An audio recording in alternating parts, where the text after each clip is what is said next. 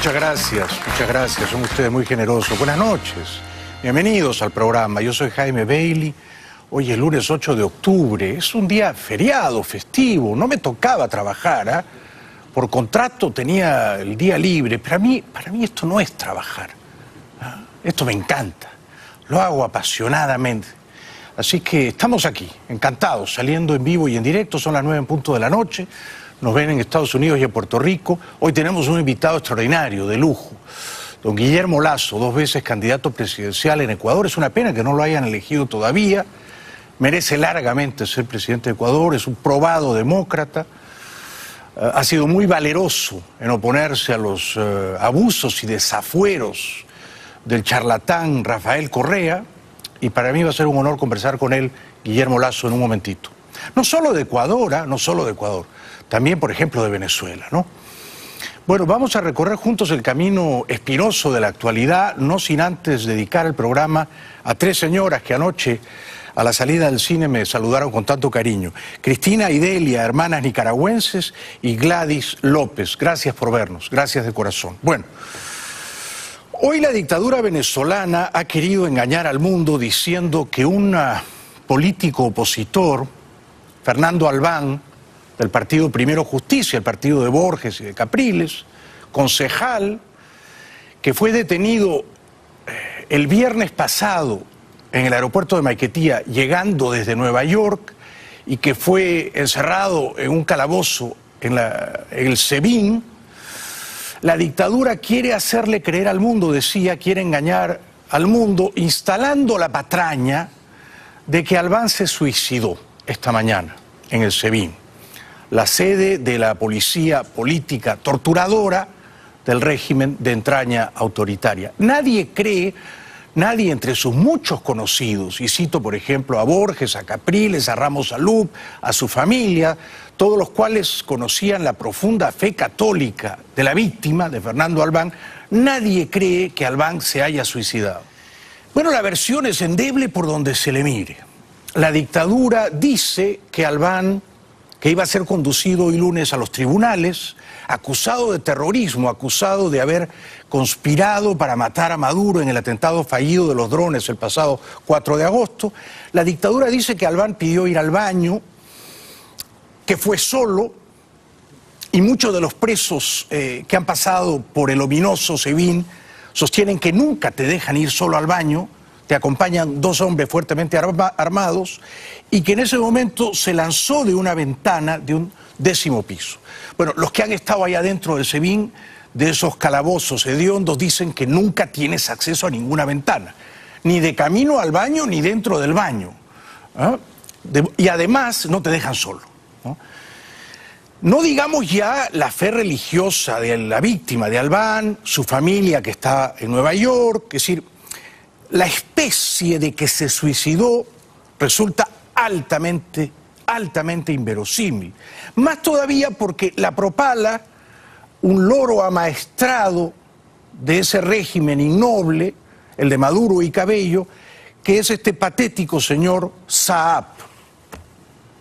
La versión preliminar que nuestros funcionarios han recogido en el lugar de los hechos, apenas conocimos la noticia, es que el ciudadano solicitó Albán ir al baño y estando allí se lanzó al vacío desde un piso 10. Las causas por las cuales lo hizo, efectivamente vamos a esclarecerlas, las vamos a investigar en todas sus magnitudes. Igualmente nos estamos apoyando con expertos legales de nuestras direcciones criminalísticas, médicos forenses, etcétera. Insisto, los testimonios de presos políticos que han pasado por los calabozos del SEBIN desmienten esta teoría. Todos ellos han dicho que nunca te dejan ir solo al baño, que vas siempre acompañado de custodios, esbirros, y que no hay ventanas, ni camino a, ni dentro del baño. Entonces, todo indica que a Albán lo han torturado, lo han matado deliberadamente o por accidente, porque las torturas fueron excesivas y Albán no las resistió. Todo indica que querían incriminarlo como parte del atentado fallido y querían que él culpara en particular a Julio Borges, y él se negó. Borges acababa de estar con Albán recientemente en Nueva York, donde vive la familia de Albán. Eso era padre de familia. Habían estado juntos durante la visita del tirano Maduro a Naciones Unidas. De modo que todo esto resulta perfectamente increíble, ¿no? Desde Bogotá, Julio Borges rechazó la versión de la dictadura. A todos los justicieros y a todos los venezolanos queremos en este momento confirmar lo que ha sido la información que corría como rumores desde la mañana y que se refiere a la muerte de mi amigo personal, concejal de Primero Justicia, líder de la sociedad civil, líder de todo el movimiento católico del país, el concejal Fernando Albán. Fernando Albán, mi amigo personal, estuvo conmigo la semana pasada en las Naciones Unidas. Estaba visitando su familia que estudia en Nueva York, sus hijos, su esposa, a quienes acabo ahorita de hablar con ellos. Y desde el día viernes que llegó a Venezuela comenzamos a denunciar que fue secuestrado por el gobierno de Nicolás Maduro, por el SEBIN. Y después de un día entero de denuncia aparece que está preso en el SEBIN. Y hoy dicen que se suicidó. Bueno, a ver, pensemos con un poquito de sentido común. Si este señor estaba en Nueva York hace pocos días con su familia y voló a Caracas, yo digo que no tenía nada que esconder. Si él había sido parte del atentado fallido contra Maduro, si había pruebas que lo incriminaban, parece que se hubiera quedado en este país, no hubiera regresado a Venezuela. Si regresó es porque tenía la conciencia limpia, las manos limpias. Ahora, ¿por qué lo arresta improbablemente el viernes la dictadura en el aeropuerto de Maiquetía nada más llegar? ¿Ah? Porque está claro que Maduro y Cabello han desatado una campaña viciosa, sañuda, de persecución contra ese partido, Primero Justicia. Principalmente contra Julio Borges. Enrique Capriles está todavía en Venezuela, pero volando bajo el radar, ¿no? Y Maduro quiere apresar a Borges, no lo va a conseguir. El gobierno de Bogotá no va a concederle la extradición. En Venezuela no hay una justicia independiente. Pero quizás el propósito del encarcelamiento injusto, arbitrario de Fernando Albán, que en paz descanse, era el de hacerlo confesar bajo tortura que Borges había sido parte del plan, del atentado fallido del 4 de agosto. Borges al menos sostiene esta teoría y yo le creo. Borges es un caballero, yo le creo. Borges dice además que ayer domingo había hablado telefónicamente con la esposa de Fernando Albán. El abogado de Albán entiendo que pudo verlo ayer. Ahora vamos a ver las declaraciones de él, Joel García. Pero hasta ayer domingo, Albán era un hombre entero, de pie, aferrado a sus convicciones políticas, morales, religiosas. ¿Cómo así hoy por la mañana se arroja de un piso 10, siendo un hombre inocente? Y era inocente, insisto, porque eligió volver a su país el viernes pasado. Fernando Albán, imposible que se suicidara una persona de profunda convicción católica, que el día de ayer hablé con su esposa, con Meudi, y me dijo que todas las personas que hablaron con él lo vieron sólido, fuerte, con convicción. Contó que lo estaban presionando para incriminar a toda una cantidad de gente con el tema del magnicidio, y hoy vemos el resultado de eso. Nosotros estamos totalmente golpeados, dolidos, pero al mismo tiempo con la convicción en alta de lo que ha pasado con Fernando. Tiene que ser para nosotros fuerza para seguir luchando. Venezuela no puede ser un país de torturadores, un país de violencia, un país de muerte, un país de destrucción de los derechos humanos, sino que tiene que ser un país libre, un país democrático, un país de progreso, y no la miseria que la ha convertido Nicolás Maduro y su gente. Borges dice que Albán lo mataron hoy, Capriles dice lo mismo, Ramos Salub también coincide, todos lo conocían, ninguno de ellos cree que Albán saltó de un piso 10. El abogado de Albán, Joel García, consternado por esta noticia, tampoco cree la especie insidiosa del suicidio. Además, a esta altura de la noche, agentes de la dictadura quieren a toda prisa, sospechosamente a toda prisa, que se creme el cadáver de Albán para que no se conozca el modo exacto en que murió. Aquí nos encontramos el equipo de defensa del concejal Fernando Albán.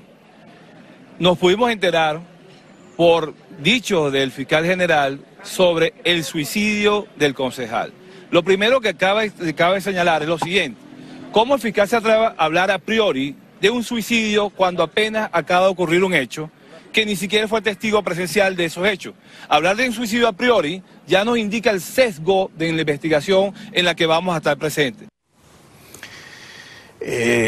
Fuentes confiables dicen que a Albán lo mataron en medio de sesiones crueles, sádicas, de interrogatorio.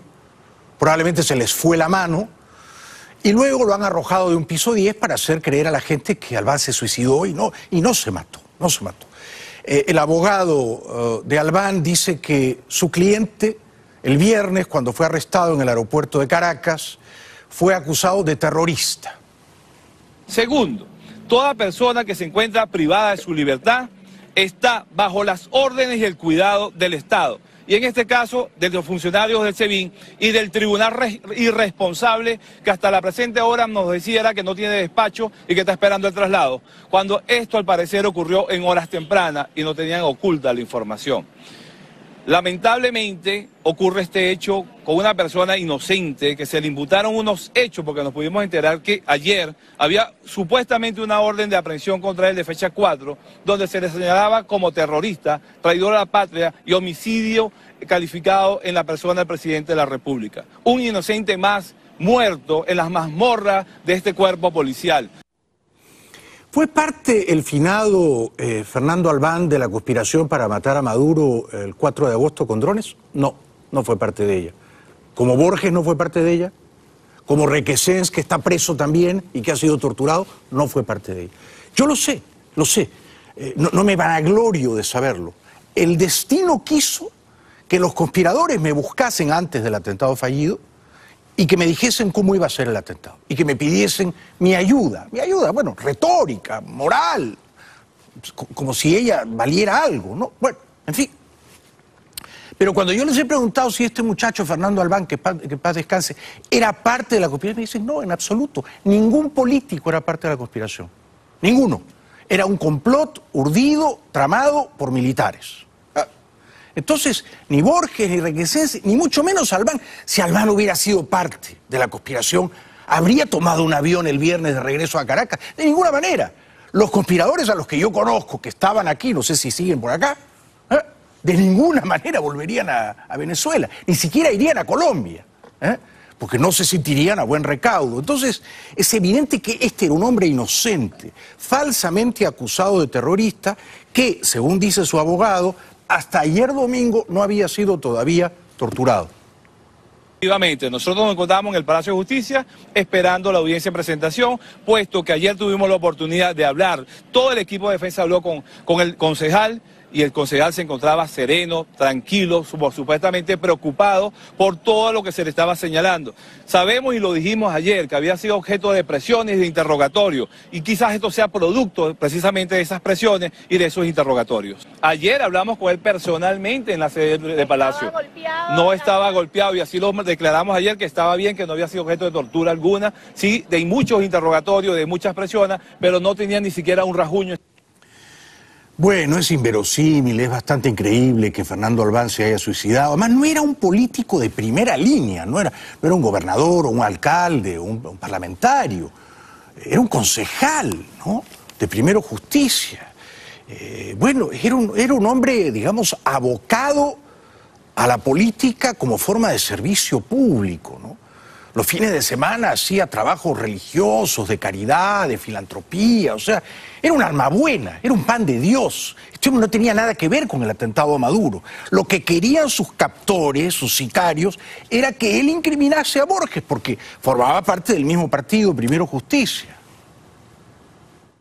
Lo que le podemos decir que la orden de aprehensión hablaba de los sucesos del 4 de agosto, estamos hablando del atentado con drones, de eso se le estaba señalando. Por supuesto que él venía de Nueva York porque su familia y sus hijos, su esposa vive en Nueva York y estaba visitando a sus hijos, que coincidió con el jefe del partido político que él milita en Nueva York. Sí, por supuesto. Y al regreso lo aprendieron y obviamente aquí tienen que haber cámaras, vamos a ver si ellos están dispuestos a dar esas filmaciones que nos demuestren de que ese hecho ocurrió así. Maduro, que fracasó en Nueva York porque quiso reunirse con Trump, se hincó de rodillas, se postró de hinojos, suplicando una reunión con Trump, no se la concedieron, fracasó en Nueva York. Maduro no le perdonó a Fernando Albán que hubiera estado allí en Nueva York, afuera de Naciones Unidas, con Julio Borges llamándole asesino. No se lo perdonaron y por eso lo arrestaron el viernes pasado. Y seguramente lo torturaron, seguramente lo mataron. Familiares y amigos de la víctima recuerdan su profunda fe religiosa y dicen que Albán era incapaz de quitarse la vida. En las afueras de Sevilla se ha convertido en un verdadero centro de la maldad, ¿no? De la maldad. De la maldad más retorcida, más sádica, más perversa, ¿no? Es un laboratorio de la maldad, regentado además por espías cubanos, ¿no?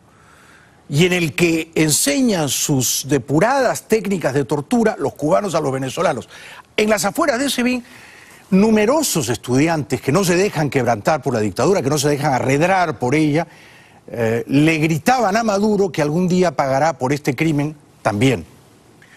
Bueno, es un dolor muy grande, ¿no? Para la familia que está en Nueva York, para todos quienes le conocieron, entre ellos, entre ellas, su secretaria, que no lo podía creer. Bueno, nuestras sinceras y sentidas condolencias a los familiares, a los amigos de la víctima. Un demócrata venezolano más, que cae abatido por la crueldad de la dictadura de Maduro y Cabello, que algún día tendrá que pagar por estos crímenes de lesa humanidad. Tenemos que ir a la publicidad. Más adelante viene un gran demócrata latinoamericano, 2 veces candidato presidencial en Ecuador, banquero de éxito además, don Guillermo Lasso. No se lo pierdan. Es un gran personaje del Ecuador y de la política aquí en América Latina. Bienvenidos de vuelta al programa, estamos saliendo en vivo y en directo. En un momentito voy a conversar con un gran político ecuatoriano, 2 veces candidato presidencial, una lástima que no ganara, Guillermo Lasso, no se lo pierdan. Bueno, ayer domingo hubo elecciones en Brasil. El favorito en todas las encuestas para ganarlas fue quien en efecto las ganó, Bolsonaro. Estuvo a punto de ganar las elecciones en primera vuelta, lo que para mí al menos fue una sorpresa. Yo pensé que iba a sacar entre 35 y 40 y sacó 47 largos. Es decir, le sacó 20 puntos de ventaja, o poco menos, al candidato de Lula y del Partido de los Trabajadores, Fernando Haddad. ¿Es una buena noticia? Yo digo que sí, que es una buena noticia. Brasil merece un cambio, ¿no? Después de 2 gobiernos de Lula tan corruptos y de la señora Dilma, girar a la derecha me parece un cambio positivo, aunque en lo personal Bolsonaro a mí no me cae demasiado bien, ¿no? Porque es un derechista religioso, homofóbico, militarista, o sea, él y yo no seríamos buenos amigos, ¿no? No es un liberal, pero Brasil es un país importante, ¿no? Brasil tiene 200 y pico millones de habitantes, el 5º país más extenso del mundo. Brasil tiene en población lo que el resto de América del Sur. Es una potencia, dormida o haciendo la siesta, es una potencia. Y Bolsonaro, el 28 de octubre, balotaje, segunda vuelta, va a ganar a no dudarlo. Mal que le pese a la izquierda condolida brasilera. Los candidatos favoritos a la presidencia de Brasil votaron el domingo. El diputado derechista Jair Bolsonaro del Partido Social Liberal votó en Río de Janeiro. Encabeza las encuestas con un 40% de los votos válidos y según los analistas tiene una mínima posibilidad de ser electo en primera vuelta. Jair Bolsonaro repuntó en los sondeos tras haber sido apuñalado durante un mitin el 6 de septiembre. Poco después votó el exalcalde de Sao Paulo, el izquierdista Fernando Haddad, candidato del Partido de los Trabajadores, que lo eligió para reemplazar al expresidente Luis Ignacio Lula da Silva, que purga una condena de más de 12 años de cárcel. Casi 148 millones de brasileños están convocados a votar en las que son consideradas las elecciones más polarizadas de la historia reciente del país. Porque en política, como en todos los ámbitos de la vida, hay que tener un poquito de suerte. Y Bolsonaro la ha tenido doblemente. Primero porque lo acuchillaron y no lo mataron, y ese cuchillazo lo subió 10 puntos en las encuestas. Y segundo porque Lula está preso. Si Lula estuviera en libertad, si Lula habría sido el candidato, era otro cuento. Lula en libertad quizá le ganaba a Bolsonaro. El delfín de Lula, Haddad, no le va a alcanzar. Yo creo que Bolsonaro, que se ha quedado a 3 puntos de ganar en primera vuelta y que le ha sacado 20 o 18 puntos a Haddad, va a prevalecer en 3 semanas. El derechista Jair Bolsonaro ganó el domingo por amplio margen la primera vuelta de las elecciones presidenciales, pero deberá medirse con el izquierdista Fernando Haddad el 28 de octubre. Con casi la totalidad de los votos escrutados, Bolsonaro tenía 46,09% de las adhesiones, frente al 29,20% de Haddad. Bolsonaro denunció problemas con las urnas electrónicas que habrían impedido obtener una mayoría absoluta en la primera vuelta y evitar así un balotaje. Algunos de sus seguidores protestaron quemando máquinas de votación ficticias. Estoy seguro de que si ese problema no hubiera ocurrido, si hubiera confianza en el sistema electrónico, ya tendríamos el nombre del próximo presidente de Brasil. Pero ha sacado una montaña de votos, ha sido un aluvión, me parece que es imparable Bolsonaro. Periódicos hoy en los kioscos, a la antigua, ¿no? En América del Sur todavía hay kioscos y periódicos en papel y esa costumbre tan bonita de ir al kiosco, ¿no? Que uno echa de menos, ¿eh? Y la gente opinando en las calles. El candidato ultraderechista Jair Bolsonaro arrasó en la primera vuelta de las presidenciales con el 46% de los votos. El 28 de octubre espera confirmar su amplio favoritismo en el balotaje ante el izquierdista Fernando Haddad, que obtuvo el 29%. Es un resultado esperado y que va a traer cambios. Ahora, ¿qué cambios? No lo sé. No tengo cómo decirlo. Como decía. ¿Qué idea de él? Exactamente la idea. Su idea es acabar con el PT, porque el PT solo trajo desgracia a nuestro país. Solo eso. En la época de la dictadura militar, yo ya era adulto y sé muy bien lo que es una dictadura militar. Esto será una dictadura disfrazada. Porque el amigo Bolsonaro fue capitán del ejército y él glorifica los tiempos de la dictadura militar y dice unas cosas terribles, indefendibles, que vamos a ver a continuación contra los gays, contra las mujeres, contra los afroamericanos. Es decir, es todo menos políticamente correcto. Pero precisamente por eso es una especie de Trump, ¿no? Una especie de Trump brasileño sin los 2.000 o 3.000 millones de dólares que tiene Trump, pero con ese discurso de mano dura y recelo al inmigrante, ¿no? O sea que va a ganar. La señora Dilma, me alegro, se quedó fuera del Senado. La expresidenta de Brasil, Dilma Rousseff, que fue destituida en 2016 por el Congreso, se quedó fuera del Senado. En las elecciones del domingo, la representante del Partido de los Trabajadores terminó en el cuarto lugar entre los candidatos del estado de Minas Gerais, con el 15% de los votos. En la última encuesta divulgada un día antes por Ibope, aparecía como máxima candidata a quedarse con uno de los 2 escaños para el Senado. Los analistas consideran que es un duro golpe político para la exmandataria y afirman que resulta de un fuerte sentimiento antipetista que asocia al partido del encarcelado expresidente Luis Ignacio Lula da Silva con la corrupción y al gobierno de Rousseff con el mal manejo económico. Lula fue el jefe de una banda criminal. Lula presidió una vasta operación de corrupción, no solo en su país, en toda América. Es decir, los sobornos de las constructoras brasileras con la anuencia de Lula. Lula les decía con quién hablar, a quién sobornar, a qué candidatos apoyar. De modo que las constructoras y la petrolera usaban los fondos públicos y privados de una manera perfectamente promiscua y delictuosa, ¿no? Así que ya es hora de cambiar. No sé si este Bolsonaro será mínimamente ético, esperemos que sí. La prensa mucho no lo quiere, le dicen de todo. Pero es que en política, y ustedes lo saben mejor que yo, a menudo los ciudadanos nos resignamos a elegir al menos malo. No es una competencia entre virtuosos o entre perfectos. Todos estamos manchados. Entonces, uno elige al menos malo.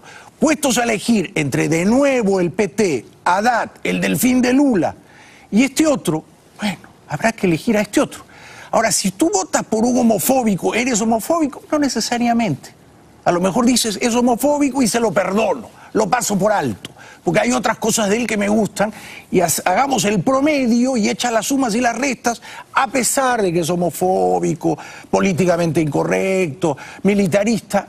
Pienso que este es menos malo que el otro, ¿no? Me parece que es una operación costo-beneficio que todos los individuos hacemos cuando tenemos que votar, ¿no? A votar. Bueno, Bolsonaro dijo que no quiere que su país sea otra Venezuela, una razón por la cual me parece muchos brasileros juiciosamente lo han elegido.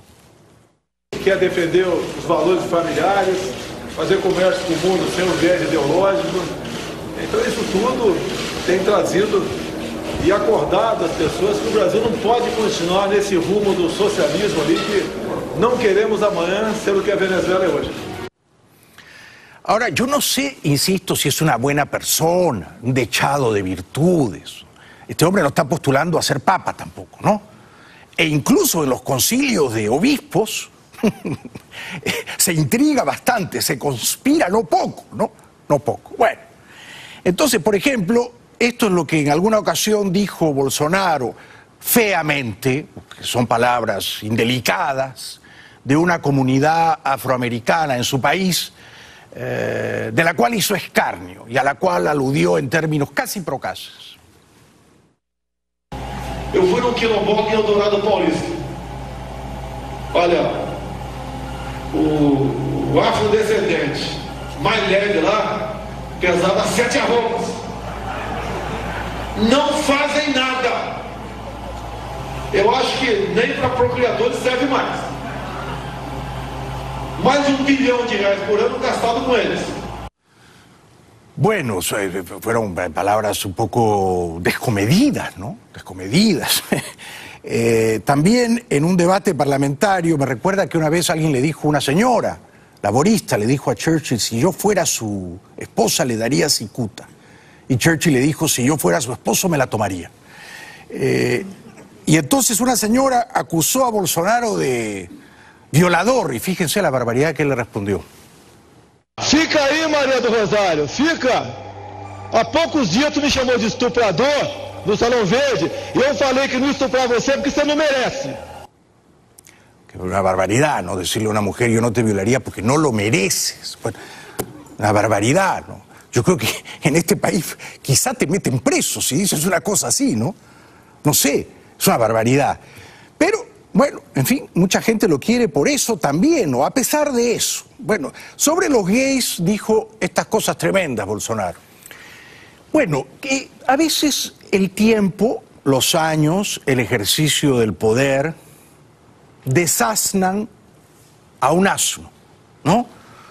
Educan política, ideológicamente, a un ignorante, a un salvaje. Este es un buen salvaje, ¿no? Pero con suerte, cuando le toque gobernar, todas estas cosas inflamadas que ha dicho, las va a tener que poner en salmuera. La realidad lo va a confinar a unos límites un poco más racionales, ¿no? Y va a tener que aprender a hacer concesiones. La vida es hacer concesiones, no solo la política, la vida. Uno se va resignando, ¿eh? Uno va haciendo concesiones. Uno dice, bueno, a mí me gustaría tener un programa en Univisión, pero Mega no está tan mal. ¿No es cierto? ¿Me explico? Y uno dice, mi mujer, yo la amo. Bueno, me hubiera encantado, por supuesto, que mi mujer fuera Scarlett Johansson, ¿no? O Jennifer Lawrence. No va a ocurrir, ni en esta vida ni en las 3 siguientes. Uno se va resignando, se va acomodando. Y yo creo que quizás Bolsonaro en el poder no va a ser tampoco la guerra del fin del mundo. Gran novela que escribió Vargas Llosa, ambientada en Brasil, precisamente, ¿no? La gran novela, en el Brasil monárquico, ¿no? El gran personaje es el consejero. Esperemos que este no sea el consejero. Bueno, bienvenidos de vuelta al programa. Para mí es un gran honor recibir esta noche a don Guillermo Lasso, prominente político ecuatoriano, 2 veces candidato presidencial, un gran demócrata y un político admirable. Un aplauso para él, por favor. Muchas gracias. Bienvenido. Gracias. ¿Cómo estás, Guillermo? Muy bien, Jaime. Para mí un honor estar aquí contigo. Muchas gracias. Muchas Lo gracias. quiero expresar por el respeto y admiración a tu carácter de liberal, un periodista liberal muy claro Gracias. Me gusta oírte porque no tienes pelos en la lengua. Eres muy generoso. Tú también eres un liberal, ¿verdad? Sí, me defino como liberal también. Sí, sin duda alguna. Y entrando en materia, antes de materia, me das la oportunidad de saludar a través de Mega TV a todos los ecuatorianos en Estados Unidos, especialmente a los del sur de la Florida, que siempre nos han apoyado. Aquí hemos ganado ampliamente las elecciones, todas. Gracias a Paquita Cabrera, que es una de las grandes líderes de Creo. Sí, un aplauso para Paquita, que está por aquí. Está por aquí. Conozco a Julio Borges y tu definición se queda corta. Es un gran caballero, un hombre serio. Y vaya para él una expresión de solidaridad por la muerte de su compañero de partido, que es un dolor no solo para Venezuela, es un dolor para todos los demócratas en América Latina. Yo creo que hoy, cuando hablamos de globalización, tenemos que entender que la política también se ha globalizado. Así es. Y un venezolano es hoy un hermano de un ecuatoriano, de un peruano, de un chileno, más cercanamente que lo que era en el pasado. Por lo tanto, es un dolor para todos. Qué bonito hablas, y te veo y te escucho, y veo en ti a una estirpe de político que ya está en desuso, que es muy infrecuente en estos tiempos. Es el político con honor, ¿no? Con honor, el político honorable, caballeroso, ¿no? A la antigua, que además tiene una relación de afecto con las palabras y con las ideas, ¿no? Saludo que sigas en política y tú vas a ser presidente del Ecuador. El 2021 el presidente vas a ser tú, me parece, Guillermo. De hecho, si las elecciones hubieran sido limpias, lo serías ya, ¿verdad? Sin duda alguna. En el Ecuador estuvo dominado los últimos 10 años por el socialismo del siglo XXI, por Correa y por Moreno. Sí, exacto. Que coparon todos los poderes del Estado. Todos los poderes del Estado, incluidos medios de comunicación. El más grande holding de medios de comunicación del Ecuador está en manos del gobierno, Jaime. Eso no lo sabía. Claro. Y sigue en manos del gobierno. Por eso cuando a mí en el exterior me dicen, bueno, Moreno es un hombre que ha puesto distancias con Correa, yo creo que ha puesto una pequeña distancia. Pero la realidad política del Ecuador es que ha cambiado muy poco. El mayor impacto del gobierno de Moreno fue una propuesta mía de campaña, por la que yo luché durante 3 largos años, cuando Correa aspiró a la reelección indefinida. Y nosotros lo enfrentamos en las calles de todas las ciudades del Ecuador. Lo recuerdo. Y logramos una presión social al punto en que Correa dijo, bueno, en esta ocasión yo no me voy a presentar, pero después sí. Y ahora les dejo a Moreno. Y les salió el tiro por la culata, como se dice vulgarmente. Afortunadamente, ¿no? Yo diría que es una bala de salva la que le ha salido. Porque realmente Moreno no es cambio. No es cambio. No es cambio. No es cambio. Fíjate que desde acá yo tenía esa percepción, que Moreno no había resultado tan malo como nos lo temíamos. Ahora, ¿Moreno preside un gobierno democrático, Guillermo? Yo creo que el Ecuador vive un proceso de transición. Pero no es una transición en la que el gobierno haya definido un rumbo en lo político, en lo económico, en lo social. No. Es una transición a conveniencia del presidente que ilegítimamente llega al cargo y que tiene que sostenerse ahí más o menos. Ilegítimamente porque hicieron fraude. Por supuesto que sí, hicieron fraude. Y Moreno lo sabe. Moreno lo sabe y lo siente. El 2 de abril del 2017, alrededor de las 5:30 de la tarde, hubo un apagón electoral. Luego de anunciarse el conteo rápido y el exit poll que nos daba ganadores a nosotros, se apaga el sistema electoral del Ecuador. Sí, qué oportuno el apagón. Y lo prenden después de 20, 30 minutos y los resultados son distintos. Sí. ¿Moreno te ha llamado para conversar siendo presidente? Moreno me ha llamado una sola vez, para agradecerme mi actitud de respeto respeto a la sociedad ecuatoriana frente al caso de Guacho. Yo definí que eso es un problema de Estado, de la sociedad ecuatoriana, que no se puede hacer política de aquello, y aunque no reconozco el origen del poder legítimo de Moreno, pues en esa circunstancia todos debíamos cerrar filas. Has hecho muy bien, alrededor del gobierno. Alias Guacho, terrorista de las FARC, mandó secuestrar a 3 periodistas del Comercio de Quito, los mataron vilmente, luego secuestraron a otra pareja cerca de la frontera, ¿no? Ahora, ¿tú crees que Correa está arrepentido de haber dejado el poder? Yo creo que sí. Yo también. Sí. Yo lo estaba reflexionando hoy, luego de que en las redes sociales envían una foto de él con su secretario jurídico en Bélgica, y le decía a un amigo, Correa, un hombre de tu edad, tengo entendido, unos 52, 53 años, con una mala vida, una muy mala vida. ¿Por qué? Porque haber sido presidente del Ecuador para sembrar división, para sembrar odio, para captar todos los poderes del Estado, para perseguir gente inocente. Esto es algo que el mundo debe de conocer. Perseguían caricaturistas en tu país, ¿no? Pero claro, el primer periodista, y esto sucedió en mayo del 2007, al que Correa le faltó el respeto y lo obligó a refugiarse aquí en Estados Unidos, es Emilio Palacio. Gran periodista, gran amigo de esta casa. Gran periodista.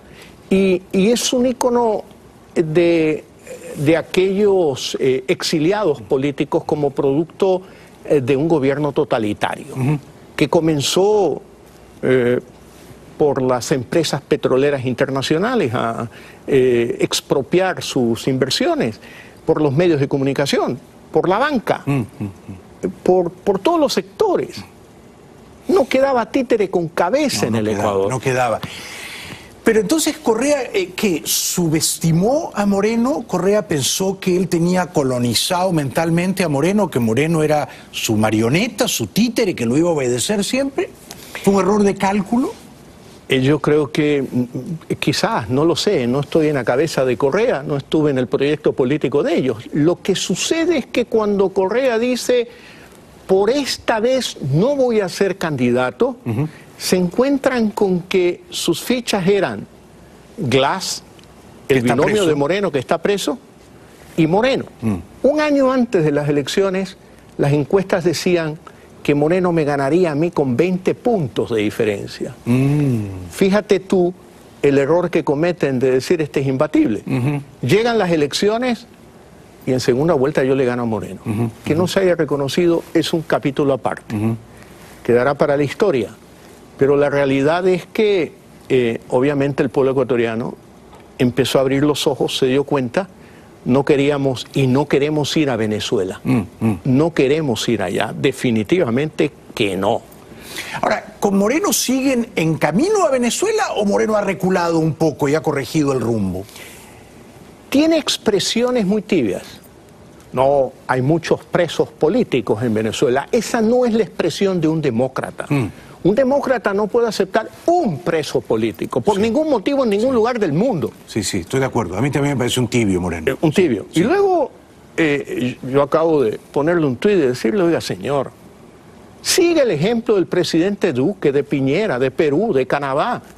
Suscriba la carta para denunciar a Maduro ante la Corte Penal Internacional. ¿Y su respuesta cuál es?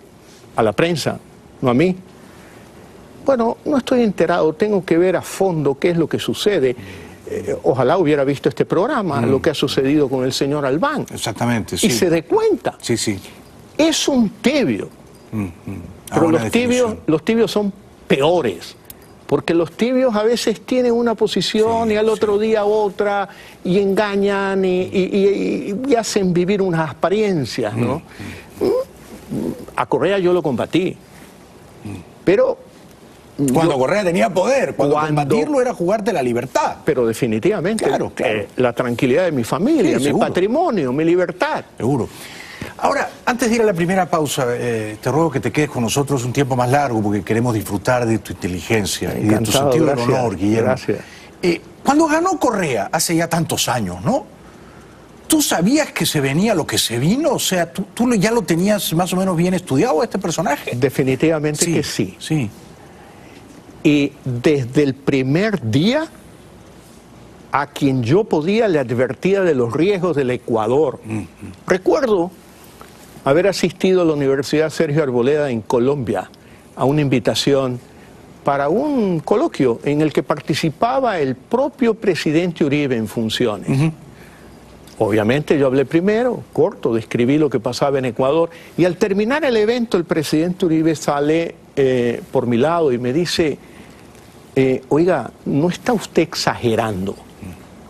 2007, noviembre. Después vino el episodio de Angostura y toda la experiencia de Uribe con Correa. Sí. Y cuando tuve la oportunidad de encontrarme aquí en Miami con el presidente Uribe, le dije, oiga, me quedé corto. Claro que me quedé corto. Sí.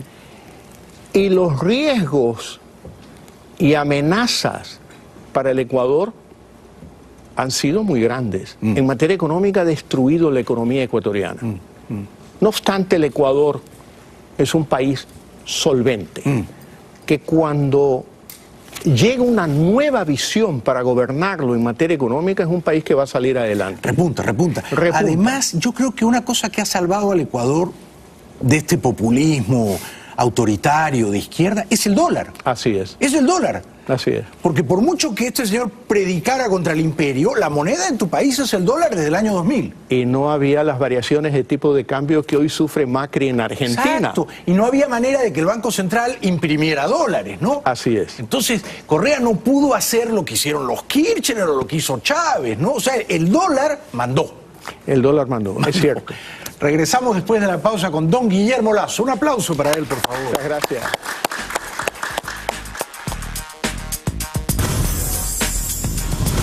Qué suerte la mía. Bienvenidos de vuelta al programa. Nos visita don Guillermo Lasso, un gran político ecuatoriano, ¿no? Muy querido, muy respetado en Ecuador, entre los demócratas de América, 2 veces candidato presidencial. La última vez él ganó la elección, solo que se la robaron, ¿no? Pero hay elecciones en 3 años, en febrero del 21, ¿no es cierto? Febrero del 21, sí. Estamos a menos de 3 años en realidad. 2 años y medio. 2 años y medio. Sí, y serás candidato nuevamente, por supuesto. Yo he tomado la decisión, no por asunto de carácter personal, es porque no podemos permitir que se haya burlado la voluntad popular de la mayoría de ecuatorianos, claro, muy bien que dicho, quieren un verdadero cambio en el Ecuador, no de tibiezas. Por ejemplo... ¿En qué consistiría un verdadero cambio, por ejemplo? Un verdadero cambio en materia política, fortalecer la institucionalidad en el Ecuador. Que Correa destruyó, ¿no? Que Correa destruyó. Claro, sí. Y yo diría que guardando las proporciones, en Ecuador de hoy pasa lo que pasó con la Unión Soviética. Cuando se desintegra la Unión Soviética y da un giro hacia, digamos que el capitalismo, no habían instituciones.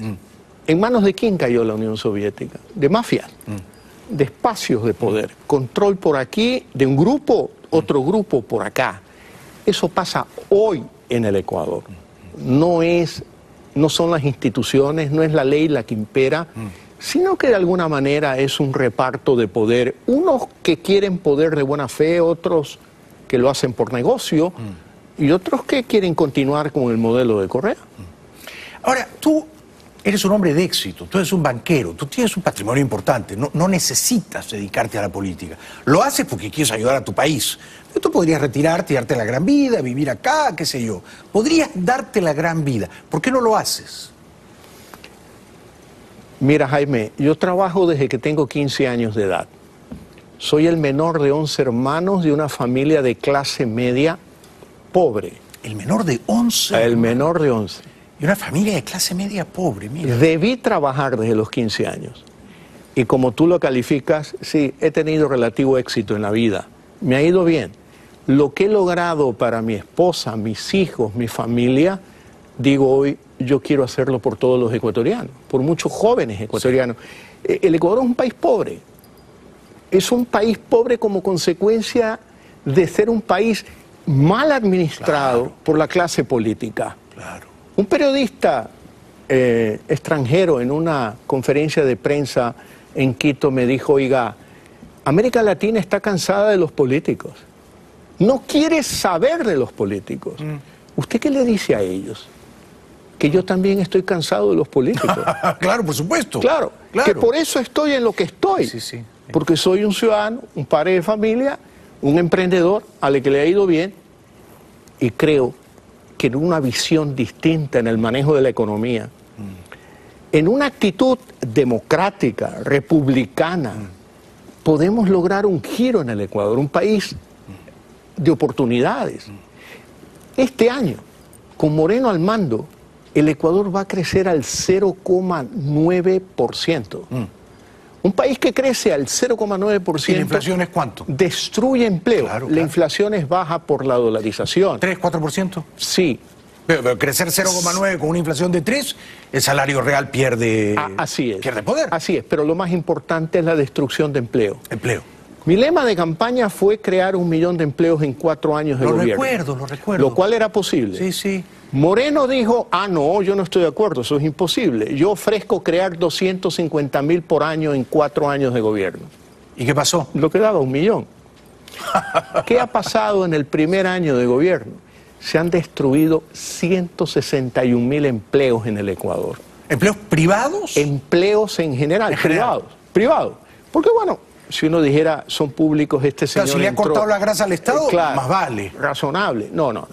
No son o sea, la economía se ha enfriado, ha entrado en recesión. Pero definitivamente en contracción. Hay una contracción económica. Sí.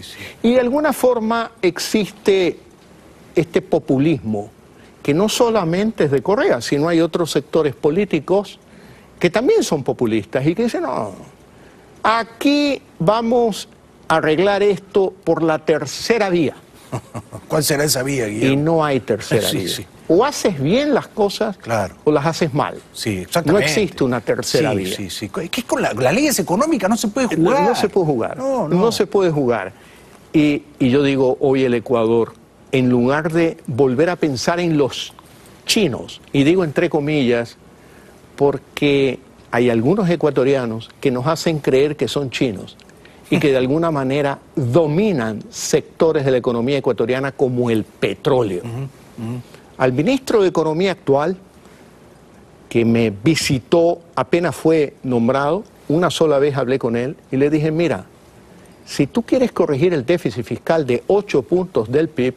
Es alto, ¿ah? Muy alto. Muy alto. Muy alto. Comienza a luchar contra la corrupción. Y comienza con el petróleo, la comercialización del petróleo. La leyenda urbana dice claramente en el mundo internacional que el Ecuador pierde $4 por barril de petróleo exportado. Por culpa de la corrupción. Pero claro, ¿por qué no le pides a la OPEP que te envíe una misión de técnicos con ciudadanos de primera categoría, que sí los hay en Ecuador, y revisa todo el proceso de comercialización? Claro, los chinos han comprado mucho petróleo. Y es bien sabido que esas transacciones con los chinos siempre dejan plata en el camino. Y $4 por barril, cuando el petróleo ha estado estos últimos años en 48, 50, es casi el 10%. Así es. Es una cantidad de dinero inmensa. Ahora, inmensa. La corrupción también penetró en tu país con Odebrecht, ¿no es cierto? Sí, claro. Para mí, y te lo pregunto, ¿no? Es bastante inconcebible que Glass recibiera los dineros y Correa no supiera, ¿no? O sea, que Correa seguramente aprobaba esos tráficos promiscuos de dinero por debajo de la mesa. ¿Y Moreno qué? ¿Sí? ¿Moreno estaba en una torre de marfil? ¿No se enteraba de nada? Mira, hoy, cuando el gobierno habla de lucha contra la corrupción, digo, lo que están levantando es la puntita de una alfombra. No quieren levantar la alfombra. Porque es evidente que en la relación de Moreno con Correa, de 10 años... 10 años. 10 años. Fue su vicepresidente, ¿no? Pero fue su vicepresidente durante cerca de 7 años. Claro. Y 3 años lo mantuvo en Suiza con dinero público, sin ser funcionario público y sin pagar impuestos en el Ecuador. Increíble. Entonces uno dice, oiga señor, alguien que ha tenido esa vida no nos puede decir, oiga, aquí... Yo no me enteré de nada, yo no me enteré de nada. Yo no, por ejemplo, es conocido aquel episodio del 30 de septiembre, que Correa quiere decir que fue un golpe de Estado, lo cual no fue, fue una insubordinación policial nada más. Moreno era vicepresidente del Ecuador y denunció junto con Correa que había un golpe de Estado ahí. Hay más de 100 policías injustamente presos en el Ecuador. Que Moreno no ha liberado. Que Moreno no ha liberado. Y al mantener presos, bueno, son presos políticos, ¿no? Pero definitivamente. Claro. Entonces, yo sí le digo al mundo exterior, ¿ustedes creen que en el Ecuador hay cambio con Moreno?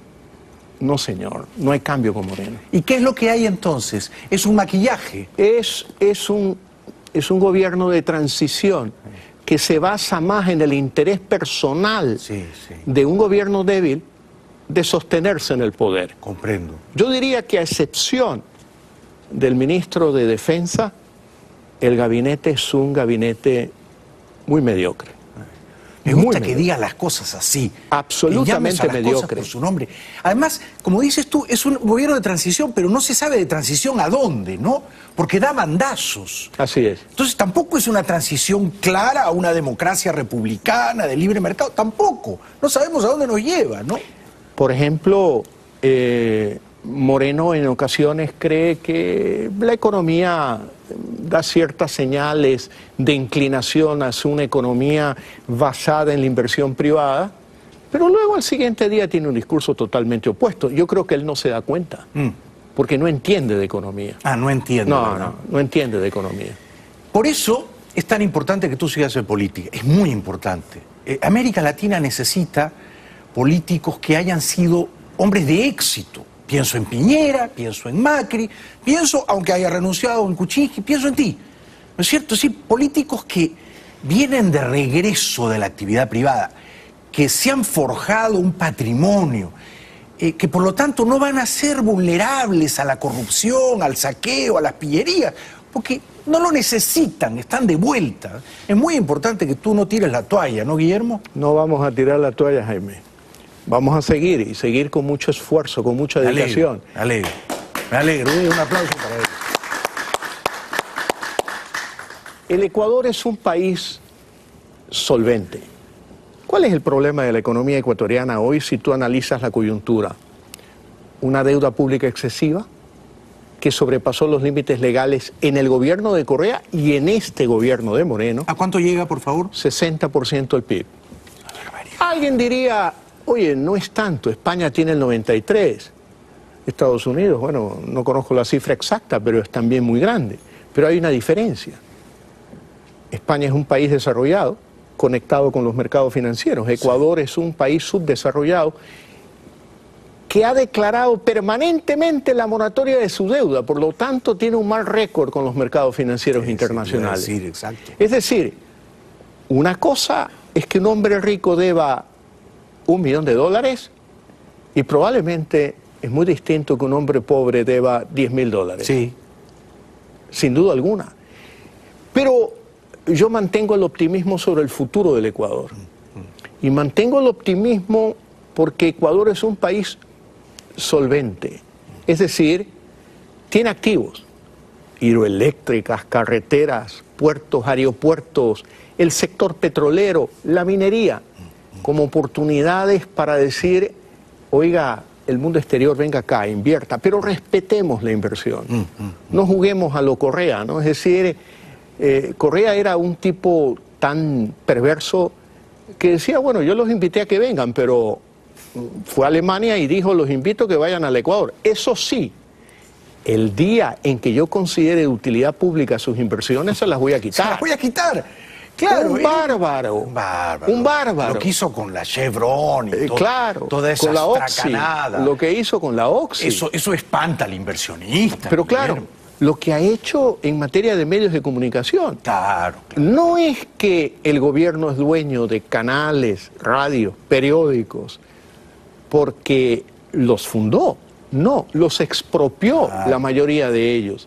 Y nos dijo a los ecuatorianos, los voy a expropiar para venderlos en 6 meses, en el 2008. Han pasado 10 años. ¿Y siguen siendo de ellos? Sí, y siguen en manos de Moreno. Y además, algo más grave, la ley de comunicación de Correa sigue vigente en el Ecuador. Es una barbaridad Claro. eso, es una barbaridad. Claro. Espéranos un ratito, tenemos que ir a la publicidad y seguimos disfrutando de don Guillermo Lasso. Un aplauso para él, por favor. Gracias. ¿Y qué hay que hacer? Estoy conversando esta noche con don Guillermo Lasso, 2 veces candidato presidencial al Ecuador y con seguridad lo será una tercera vez también y esperemos que gane. Guillermo, te quiero preguntar por Venezuela. ¿Venezuela es una dictadura? Absoluta y total y cruenta, como lo acabamos de ver en el episodio de Fernando Albán. ¿Cómo salimos de ella? ¿Cuál es el camino? Yo creo que uno de los caminos es precisamente denunciar los delitos de lesa humanidad ante la Corte Penal Internacional. ¿Aplaudes esa decisión? No solo aplaudo, la suscribo y le he pedido públicamente a Moreno que tenga la valentía de seguir el liderazgo de Duque en este punto. Y luego, reflexionando, cuando tú te topas en la vida una agresión que reduce tu libertad de acción, tu libertad individual, bueno, el agresor es responsable de mi reacción frente a eso. Exacto. Y yo creo que Maduro y Cabello y toda su pandilla son los responsables de lo que pueda suceder en el desenlace de Venezuela. No puede ser que el mundo mire a otro lado con esta diáspora del siglo XXI de venezolanos caminando por las carreteras de Colombia, de Ecuador, de Perú. ¿De tu país? ¿Cuántos venezolanos hay en tu país? Alrededor hablan de estos 250.000. Mucha gente. 250.000. Y gente valiosa, mucha de ellas. Claro, claro. Capacitada, médicos, tecnólogos en el campo de la medicina, gente valiosa. Entonces tú no puedes aceptar que un país como Venezuela, un país rico, haya producido la crisis humanitaria que produce Venezuela. Ahora, si yo le pregunto Maduro, a Moreno, al presidente Moreno, ¿Venezuela es una dictadura? ¿Qué respondería? La canciller de Moreno, que hoy, gracias al Ecuador, va a presidir desde mayo próximo, tengo entendido, la Asamblea General de las Naciones Unidas, declaró últimamente que Venezuela y Nicaragua han producido realmente ejemplos importantes para el desarrollo y la democracia. ¿En serio? En serio. Son ejemplos para la democracia regional. Imagínate tú. Entonces, claro, cuando Moreno tenía esta canciller, uno decía, a ver, señor, ¿usted por qué se decanta? ¿Por la democracia o por la dictadura de Venezuela? Venezuela es una dictadura y a las dictaduras hay que combatirlas con herramientas democráticas como la denuncia ante la Corte Penal Internacional. Pero yo creo que por razones humanitarias los países del mundo no pueden mirar hacia la luna y dejar pasar lo que está sucediendo en Venezuela. Desde ese punto de vista, ¿en tu opinión se justifica eventualmente usar la fuerza en aras de la libertad para rescatar a los venezolanos de esta tragedia? A eso está llevando Maduro, a eso lleva Cabello, ¿no? A eso lleva todo este grupo de violentos. Son ellos los violentos. Claro, exactamente. Son ellos los violentos. Y, bueno, una lástima, pero me hubiera encantado firmar la carta junto con Duque y con Piñera para denunciar los delitos de lesa humanidad de la dictadura venezolana ante la Corte Penal Internacional. ¿Conoces a Duque, al presidente de Colombia? Lo conozco, sí, lo conocí muy escasamente. Fui invitado a presenciar uno de los debates presidenciales en Bogotá y al siguiente día fui invitado por una cadena de televisión a comentar el debate. Bueno, yo creo que no me equivoqué. Los colombianos decidieron bien. Decidieron muy bien. Decidieron muy bien. ¿Y has conocido al presidente Trump? No, no lo he conocido. No lo he conocido y realmente, ahora que describías a Bolsonaro, yo tengo muy buenos amigos en el campo de la política internacional, a quienes he buscado. Y he buscado su amistad, porque es una forma de formarse en política también. Seguro. A Bolsonaro no lo voy a buscar nunca. Un aplauso para Guillermo Lasso. ¿Y a quién o a quiénes sí buscarías? Cuando tú seas presidente de Ecuador, ¿cómo qué presidente te gustaría ser más o menos, salvando las distancias? Yo creo que hay un modelo en América Latina que es Sebastián Piñera.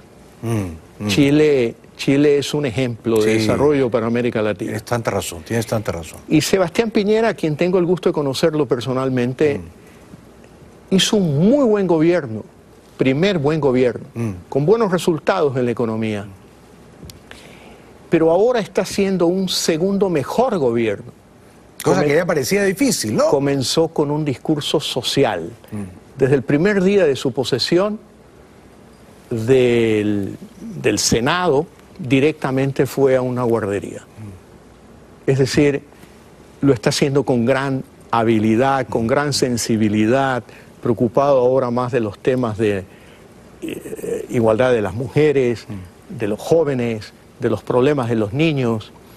Piñera es un hombre con gran capacidad, un hombre muy inteligente. Y Chile se ha convertido en la región en un faro de libertad y de prosperidad, ¿no? Definitivamente, parece, ¿no? Definitivamente que sí. Tiene un gran equipo de gobierno, con Felipe Larraín, con Chadwick y con Roberto Ampuero, que realmente es alguien... Escritor, canciller, ¿cómo no? El canciller Ampuero, ¿no? Un hombre que sabe que... Gran defensor de la libertad, de la libertad. Bueno, esta es mi última pregunta. Entonces, el año 2021, cuando gane las elecciones, ¿cuándo es la toma de posesión, el día en que tienes que jurar? El 24 de mayo del 2021. Tomo nota, 24 de mayo. Espero que vayas allá. Claro, tenemos que estar ahí aplaudiéndote, por supuesto, el 24 de mayo del 2021. Son 2 años y medio, pasan volando. ¿Quieres que te cuente una anécdota que te va a sorprender? Brevemente. Muy brevemente. Estaba en Buenos Aires este año y fui a cenar a un restaurante italiano pequeño cerca del Hotel Alvear. Y no había mesa, entonces me senté en la escalera a esperar. Estaba yo con 2 asambleístas del movimiento y escucho una voz de alguien que dice: hay que matar a Bailey. Claro. Y la voz era no de un cubano americano, no de los cubanos de Miami, un cubano de Cuba, pero divertido, no lo hacía de mala fe. Hay que matar a Bailey. Hay que matar a Bailey. Entonces yo oigo la voz y bueno, allá. Pero luego el tipo lo repite en voz alta, ya me dio curiosidad, volteé la cabeza donde apareció la voz y me encuentro un tipo que sonreía diciéndome: hay que matarte a ti. Me confundió con... No, Guillermo, pensaste que... Yo tengo el pelo tan largo como el tuyo, oye, me lo he cortado, pero... Tenemos un cierto parecido. Claro, no me digas. Claro que sí. Te ruego y esto pasó hombre, me siento culpable. No te preocupes, que cuando tengas algún problema de salud, tú me llamas y me dices: ¿qué tal si me sustituyes en el programa? ¡Qué grande! Lo haré muy mal. Hay que matar a Bailey. Pensaron que don Guillermo Lazo era yo. Un aplauso para él, por favor. Gracias, Guillermo. Hay que matar a Bailey, gritó un cubano en el restaurante Sotoboche de Recoleta. Bueno, que sepa el cubano que no va a ser tan fácil, ¿eh? Ya lo intentaron alguna vez aquí. Regresamos. Bueno, a mí podrán matarme, seguramente, ¿no? Ya lo intentaron hace poco en la calle Okeechobee. A mí podrán matarme, pero los libros, las novelas, el arte, todo eso es inmortal, ¿verdad?